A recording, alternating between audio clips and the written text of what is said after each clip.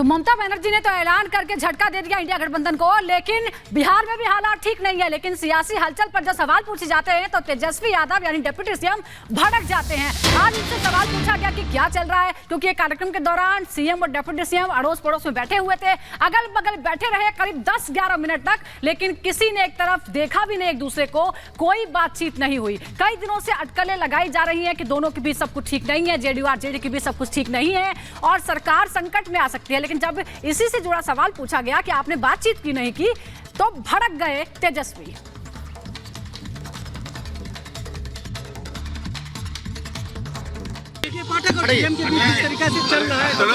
वो आप लोग चलाते हैं, आप लोग खत्म करते हैं, वो आप ही लोग करते रहते हैं। वो उसमें हमारे नजर में नहीं, वो आपके नजर में है ना। देखो आँख का इलाज हो सकता है, नजरिया का नहीं हो सकता। गहमी का दौर है वो देखा जा रहा है। दोनों के बीच में किसी भी तरह की कोई भी बातचीत नहीं हुई, यानी कि तेजस्वी यादव और नीतीश कुमार के बीच कोई बातचीत नहीं हुई। दरअसल एक कार्यक्रम में शामिल हुए थे, एक साथ बैठे, ये देखिए तस्वीर आपके सामने, अगल बगल बैठे हैं, एक साथ बैठे हैं, लेकिन दोनों में से कोई भी एक दूसरे को ना देख रहा है ना ही बात करता हुआ नजर आ रहा है। पत्रकार जब सवाल करते हैं तो डिप्टी सीएम भड़क जाते हैं। तेजस्वी ने पत्रकारों से बात करते हुए एक बार भी नीतीश कुमार का नाम नहीं लिया। तो इसके क्या मायने निकाले जाए? क्या ये मायने निकाले जाए कि दोनों के बीच जो फूट है वो देखी जा रही है, दोनों नेताओं के बीच दरार आ गई है। 11 मिनट तक दोनों साथ बैठते हैं। ये देखिए तस्वीर आपके सामने, नीतीश कुमार 11 मिनट तक चुप्पी साधे रहते हैं, तेजस्वी प्रसाद यादव साथ में बैठे हैं, लेकिन दोनों के बीच कोई बातचीत नहीं होती।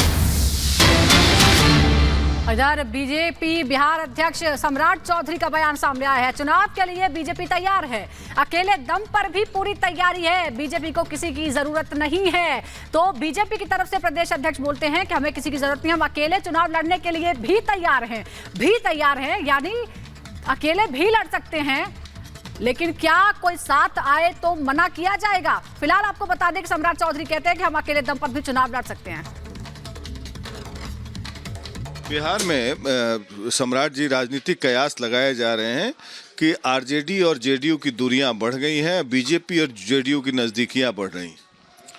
देखिए राजद के प्रभाव में जनता दल यू कुकृत करने का काम बिहार में कर रहा है, पूरी तरह दिखता है गुंडा राज स्थापित कर दिया।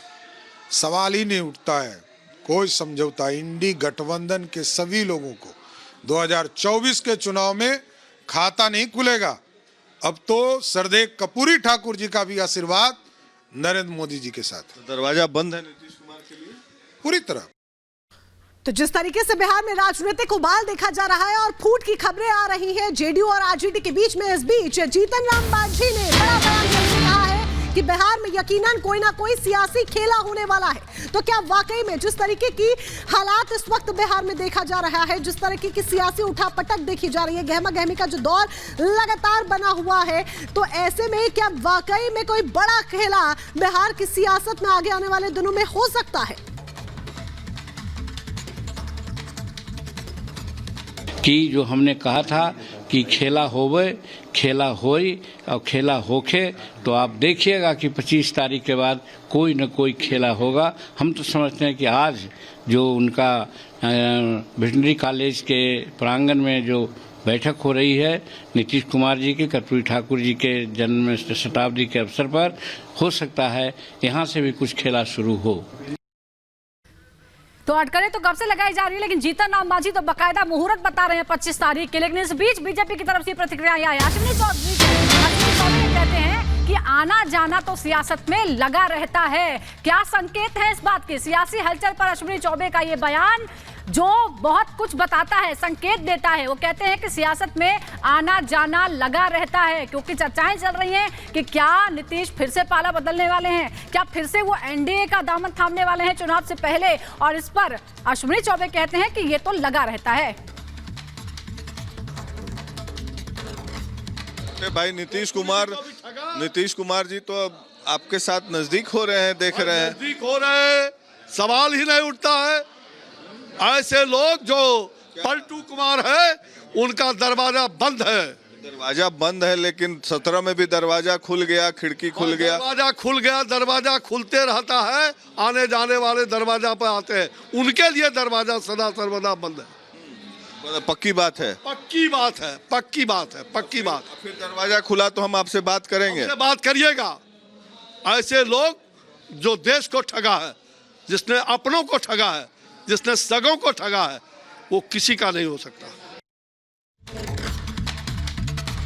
और बिहार में जिस तरीके की हलचल देखी जा रही है, वरिष्ठ सहयोगी प्रकाश जी हमारे साथ जुड़ चुके हैं। प्रकाश जी, हलचल तमाम देखी जा रही है। अब ऐसे में जिस तरीके से दावा किया जा रहा है कि बिहार में यकीनन कोई बड़ा सियासी खेला हो सकता है, क्या वाकई में एक बड़ा खेला होगा?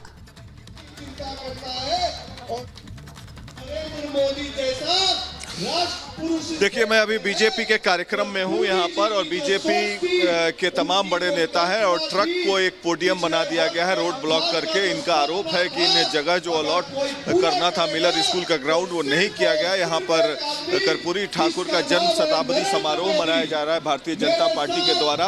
आज कई प्रोग्राम लाइंड अप है। जेडीयू का भी एक पब्लिक गैदरिंग है जिसमें बिहार के मुख्यमंत्री नीतीश कुमार शामिल होने वाले हैं। लालू यादव और तेजस्वी यादव भी श्री कृष्ण मेमोरियल हॉल में शामिल होने वाले हैं। तो चुनाव के ठीक पहले कर्पूरी ठाकुर को भारत रत्न दिया जाना यह अनायास ही नहीं है। मैं बार बार कह रहा हूं कि अनायास ही नहीं है, चुनावी रणनीति के तहत है। बीजेपी भी इसका फायदा उठाना चाहती है, क्योंकि जिस तरीके से ओबीसी नैरेटिव सेट किया गया था 5 राज्यों के चुनाव के दरमियान, उसी तरीके से ईबीसी और ओबीसी को रिझाने के लिए कर्पूरी ठाकुर को भारत रत्न दिया गया है। अब इसके चुनावी सियासी मायने क्या हो सकते हैं, ये देखने वाली बात है, क्योंकि जिस तरीके से आज ममता बनर्जी ने इंडिया अलायंस से वॉकआउट किया, नीतीश कुमार खासे नाराज चल रहे हैं। दोनों राजद और कांग्रेस पार्टी से कन्वीनर का पद ठुकरा दिया, और अब कल गवर्नर से मिलते हैं 40 मिनट 1 to 1। शायद बीजेपी के बड़े नेताओं से भी बातचीत हुई है, कुछ खिचड़ी पक रही है बिहार के राजनीतिक गलियारे में।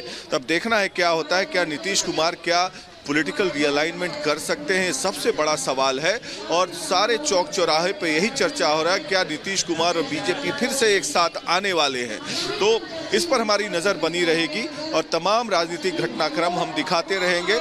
लेकिन बहरहाल अभी राजनीतिक सस्पेंस यहाँ पर बना हुआ है कि क्या होगा, लेकिन जो भी होना है जल्दी ही होगा, क्योंकि सीट शेयरिंग का जो फॉर्मूला है महागठबंधन में, वो अभी तक उलझा हुआ है, सुलझता हुआ दिख नहीं रहा है। जेडीयू बार बार आरोप लगाती है कि सीट शेयरिंग में देरी हो रही है। तो अब देखना है आगे क्या होगा। बैक टू यू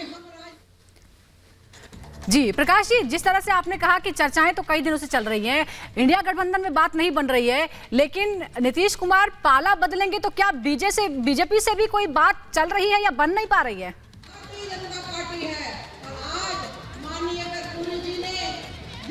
देखिए, बीजेपी के यहाँ के जो नेता हैं उनको अता पता भी नहीं होगा कब बात हो जाएगी, और जैसे कि ये लोग खिड़की दरवाजा बंद करने की बात करते हैं, इसीलिए मैं बार बार इन लोगों से कैमरा पे बुलवाता हूं कि खिड़की खुला तो फिर मैं बात करूंगा आपसे, क्योंकि पिछले बार भी यही हुआ था। खिड़की दरवाजे की चाबी इनके पास है नहीं। खिड़की दरवाजे की चाबी जो है वो 2 ही आदमी के पास है, वो है नरेंद्र मोदी और अमित शाह।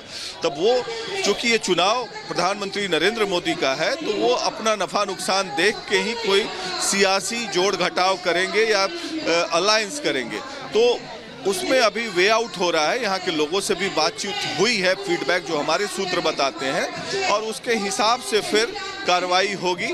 लेकिन जो मेरा अनुभव कहता है कि बिहार के राजनीति में कुछ होने वाला है।